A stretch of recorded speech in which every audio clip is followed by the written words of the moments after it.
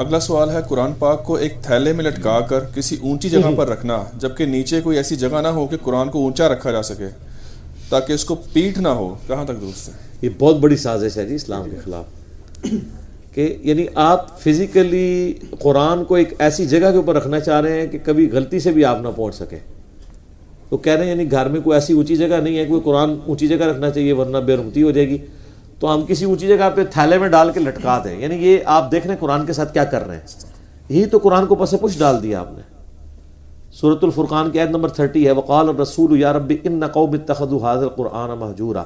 رسول اللہ صلی اللہ علیہ وآلہ وسلم شکایت کریں گے کہ اے اللہ میری قوم نے قرآن کو پیٹھ کے پیچھے ڈال دیا تھا. تو یہ فزیکلی پیٹھ کے پیچھے ڈالنا نہیں ہے بلکہ اس کی تعلیمات سے روگردانی ہے. تو یہ بھی تعلیمات سے روگردانی ہے کہ آپ نے اس کو ٹیشیدے ہوتے چڑھا دیتا ہے، اور اتنے بڑے بڑے غلاف ہوتے ہیں کہ ان کو لپیٹنے اور کھولنے کے لیے بھی نا 3-4 منٹ ریکوائرڈ ہوتے ہیں. میں تو غلافوں کا سخت دشمن ہوں. یہ غلافوں نے تو لوگوں کو قرآن سے دور کر دیے. غلاف کھولنا پڑ جائے، آپ مسجد میں جائیں نا، آپ نے قرآن پڑھنا، آپ غلاف والا قرآن کھولیں گے بغیر غلاف والا؟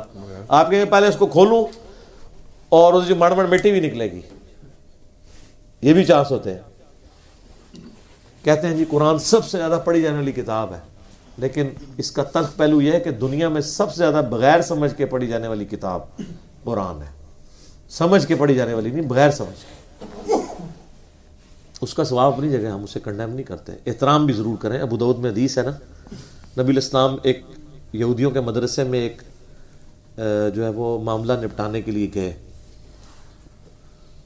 تو انہوں نے نبی الاسلام کو ایک بڑی گدی دی جو آج بھی عرب کے کلچر میں ہے. نبی الاسلام اس گدی کے اوپر بیٹھ کے، تکیہ تھا بہت بڑا، آپ نے فرمایا تورات لے کر آؤ. وہ جب تورات لے کے آئے تو آپ علیہ السلام نے اپنی پیٹھ کے نیچے سے وہ گدی نکال کے سامنے رکھی، تورات کو اس کے اوپر رکھ کے رسپیکٹ دی، حالانکہ ٹیمپرڈ تورات تھی، اور فرمایا میں ایمان لایا اس کتاب پر، اس کو نازل کرنے والے کے اوپر.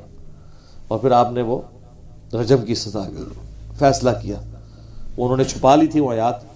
تو نبی الاسلام کے ساتھ صحابی تھے جو عبرانی زبان جانتے تھے، انہوں نے کہا یا رسول اللہ انہوں نے چھپا لیے ہیں، اس کے نیچے وہی سزا ہے، کیونکہ اشرافیہ کے لیے اور قوانین رکھتے تھے، وہ غریبوں کے لیے اور. تو اس میں یہ ہمیں پتہ چلا کہ نبی الاسلام نے تحریف شدہ تورات کو بھی تکیے کے اوپر رکھ کے رسپیکٹ کا پہلو رکھا ہے. لہذا قرآن بھی تکیے کے اوپر، کسی ٹیبل کے اوپر پڑھتے ہوئے رکھنا چاہیے تاکہ رسپیکٹ کا پہلو رہے.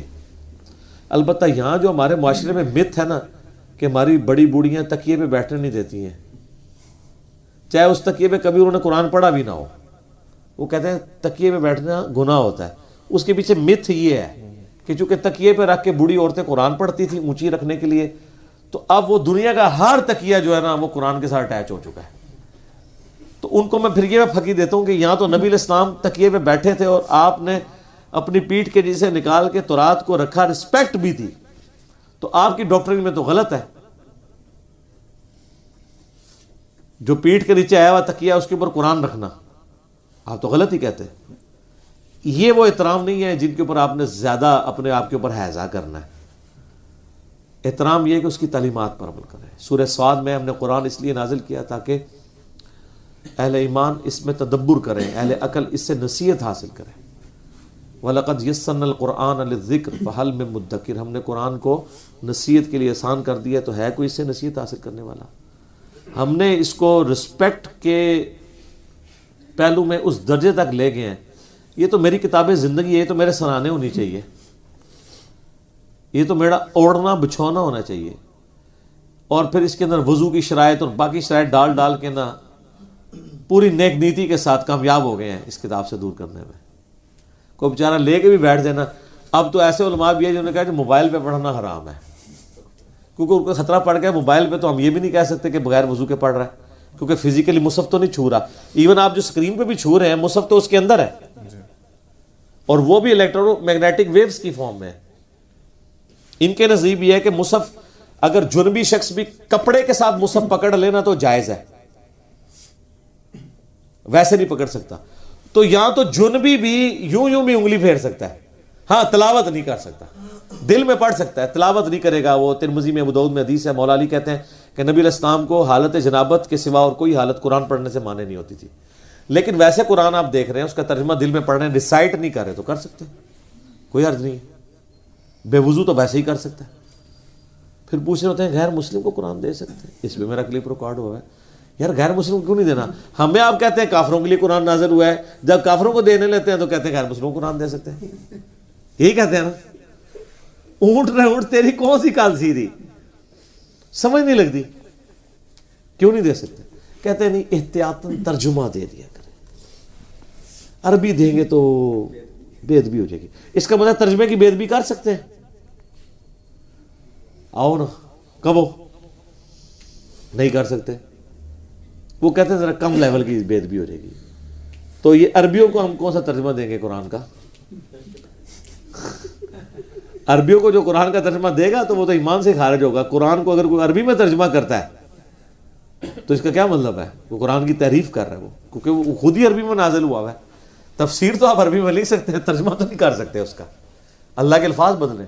تو سر اس وقت 1.5 کروڑ کاپٹک کرسچن ہیں جو بائی برتھ کرسچن ہیں اور ان کی زبان عربی ہے, مدر ٹنگ.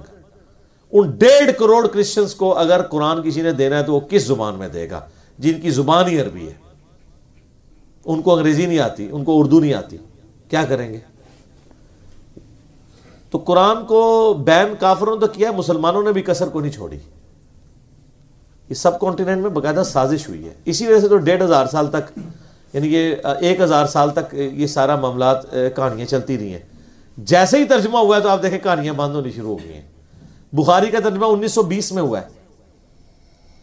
یہ ترجمہ آپ ذرا امیجن کریں آج سے 500 سال پہلے ہو گیا ہوتا, ہلچل نہیں مچی ہونی تھی. لیکن گھبرائے نہیں, ہوا تو 1920 میں ہے, لیکن 2020 کے اندر اتنا کچھ ہو گیا کہ اور صرف چند ایک سالہ نہیں مار ہے, بچنا کسی نے نہیں ہے. انشاءاللہ تعالی سب تک گل پہنچ جائے گی. ان کی آنے والی نسلیں چینج ہو رہی ہیں. ٹھیک ہے. اگلے دن ہمارے ایک جاننے والے ہیں تو ان کو ایک ڈاکٹر صاحب ملے تو مجھے بتانے لگے کہ ڈاکٹر صاحب جو ہے نا وہ بڑے کٹر قسم کے, اسٹرانج قسم کے بریلوی, اور ان کے بچے جو ہیں وہ میڈیکل کی تعلیم حاصل کر رہے ہیں. تو کہتے ہیں وہ مجھے تعارف کرواتے ہوئے کہتے ہیں کہ جی اے میرے بچے لیتے, ان کو پتا تھا کہ یہ بھی انجینئر صاحب کو سنتا ہے, کہتے ہیں یہ دیکھو منڈے انجینئر مگر لگ گئے نا. اب وہ پریکٹسنگ ڈاکٹر ہیں, داڑھی رکھی ہوئی ہے. بچے کہتے ہیں نہیں لاجیکل ہم سے بات کریں. تو وہ کیسے کریں لاجیکل, جو عقائد اور نظریات کی لاجیکلی پروف ہی نہیں کر سک رہے, جو ان کو ہانٹ کر رہے ہیں, وہ لوگوں کیسے پیش کریں؟ اس پلیٹ فارم کے سوا کبھی کہیں آپ نے یہ بات سنی ہے کہ یار ساروں کو سنا کرو پھر دیکھا کرو کون صحیح بات کر رہا ہے؟ تو میں کیوں کہتا ہوں؟ اس لیے کہ مجھے پتا ہے کہ میں جو کچھ کہہ رہا ہوں میں نے تو اپنی آنکھوں سے پڑھا ہوا ہے, اور باقی تو کرا رہے ہیں کہانیاں. رات کو میرے قریبی دوست ہیں اسلام آباد میں نا, تو ان کے پاس ان کے بچپن کے کلاس فیلو بیٹھے ہوئے تھے. وہ بتانے لگے کہ جی وہ آپ کا کلپ چڑھا ہے نا وہ کہ نماز کا فرض نماز پڑھنا نہیں کافی ہے. تو وہ کہتے ہیں میں نے ایک سینئر آفیسر کو سرکاری اس کو شیئر کروایا وہ, تو اس نے کہا یار یہ کیا کہہ رہا ہے صرف فرض پڑھ لو, یہ کہہ رہا ہے 24 گھنٹے میں 17, ہم تو عشاء کی 17 پڑھتے ہیں. تو انہوں نے کہا سر اس کے نیچے حدیثوں کے نمبر دیے ہوئے ہیں, آپ بخاری میں خود دیکھ لیں. تھوڑی دیر بعد کہتے ہیں انہوں نے آڈیو ریکارڈنگ بھیجی کہ یار میں نے تو خود آنکھوں سے پڑھا ہے, واقعی وہ جو کہہ رہا ہے وہ اس طرح ہی لکھا ہوا ہے کہ فرض نماز پڑھنا کافی ہے. تو یہ ہمارے علماء میں کیا کراتے رہے؟ آپ مجھے بتائیں, دنیا کا کوئی مفتی, دنیا کا کوئی بڑے سے بڑا بزرگ, کوئی پیر, جب اس نے اپنی آنکھوں سے چیز دیکھ لی ہے اب اس کے اوپر اثر کر سکتا ہے؟ تو پھر یہ صحیح کہہ رہے ہیں نا کہ علی کو سننا نہیں ہے, کر رہے صحیح ہیں وہ, کیونکہ جس نے ایک بار سن لیا وہ ضرور کتاب کی طرف جائے گا, پھر ان کے ہاتھوں سے کیا. تو اس کا آخری حل یہی ہے, اور معذرت کے ساتھ یہ ایٹیچیوڈ کافروں کا ہوتا تھا. وقال الذين كفروا لا تسمعوا لهذا القرآن وقال الذين كفروا لا تسمعوا لهذا القرآن والغوا فيه لعلكم تغلبون. کافر کہتے ہیں جب قرآن پڑھا جا رہا ہو نا مت سنا کرو, شور مچا دیا کرو, یہی سلسلہ ہے کہ تم غالب آ سکتے ہو. تو شور مچایا ہوا نا سب نے. کوئی فرقہ ہے جس نے اپنا لوچنا تلا ہو یہ کہہ کے کہ جی وہ فارغ ہو گئے, تو کہتے ہیں نہیں سارے علماء کا اتفاق ہو گیا. سر سارے علماء کا میرے پہ اتفاق نہیں ہے, آپ کے ہر فرقے پہ سارے علماء کا اتفاق ہے سوائے اپنے فرقے کے. کیا دیوبندی سارے علماء کا اتفاق نہیں کہ بریلوی گمراہ ہے؟ اور بریلوی سارے علماء کا اتفاق نہیں ہے کہ دیوبندی گمراہ ہے؟ اور ان دونوں کا اہل حدیث کے بارے میں نہیں ہے, سنی کے شیعہ کے بارے میں, شیعہ کا سنی کے بارے میں نہیں ہے. تو سارے ایک دوسرے کو برا سمجھ رہے ہیں. وہ ساروں کا کمبائنڈ نالج جب ہم یہاں سے بیان کرتے ہیں کہ بالکل آپ ٹھیک کہہ رہے ہیں, اس معاملے میں یہ گمراہ ہے, اس معاملے میں یہ گمراہ ہے, کہتے نہیں پھر ٹھیک کون ہے؟ ٹھیک سر وہی ہے جو پہلے سے ٹھیک تھا, اللہ, اس کا پیغمبر, ان کی تعلیمات, انہی پہ چیزوں کو چیک کیا جائے گا. کہتے نہیں 1400 سال میں کوئی بندہ نہیں آیا.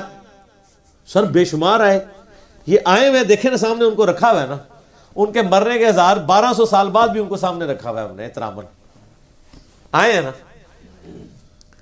یہاں کسی صوفی کی لکھی بھی تو بخاری شریف, مسلم شریف, ابو داؤد تو نہیں پڑھی ہوئی نا, انہی کی پڑھی ہے جنہوں نے اسلام کو کنٹریبیوٹ کیا.